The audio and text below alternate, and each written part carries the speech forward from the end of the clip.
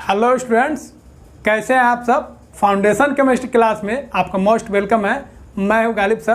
तो अब हम लोग रिलेशन देखने जा रहे हैं म्यू में और ग्राम में।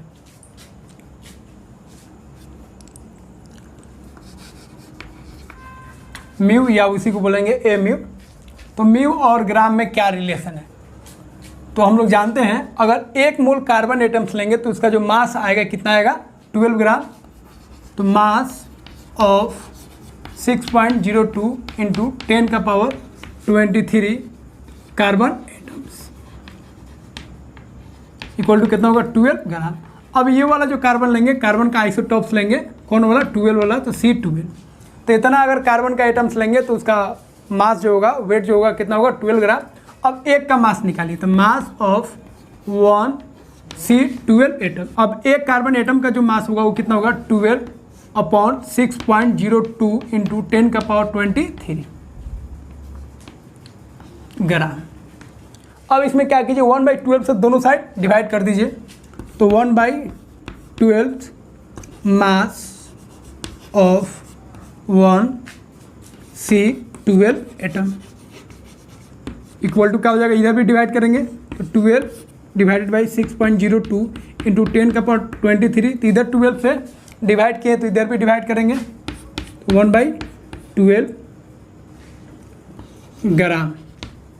अब ये 12 से 12 का हुआ कट गया।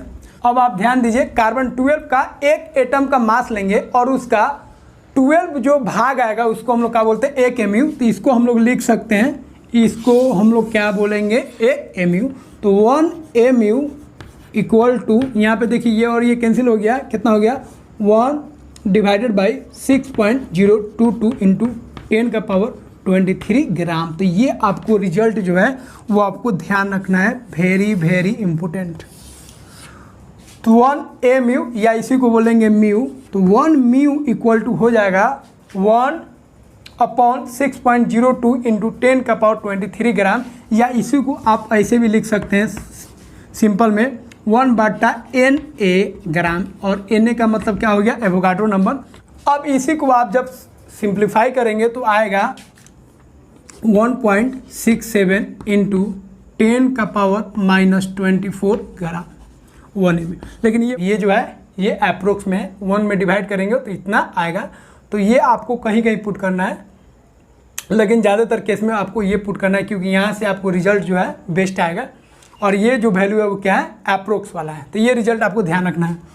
तो इसी को उल्टा करके भी लिख सकते हैं 6.02 इंटू 10 का पावर 23 mu अगर लेते हैं तो वो कितना होगा आपका 1 ग्राम।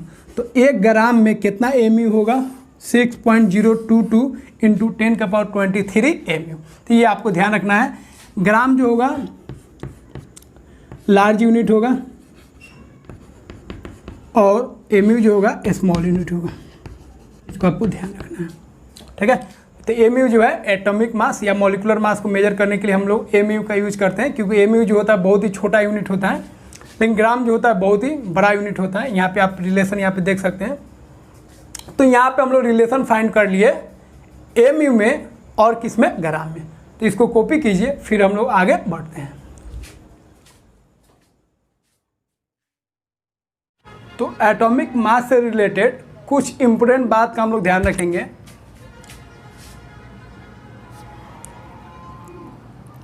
तो एटॉमिक मास यूनिट को एब्रिविएट करेंगे mu से। तो पहले हम लोग बोलते थे mu, लेकिन अब जो है mu को रिप्लेस कर दिया गया है म्यू से।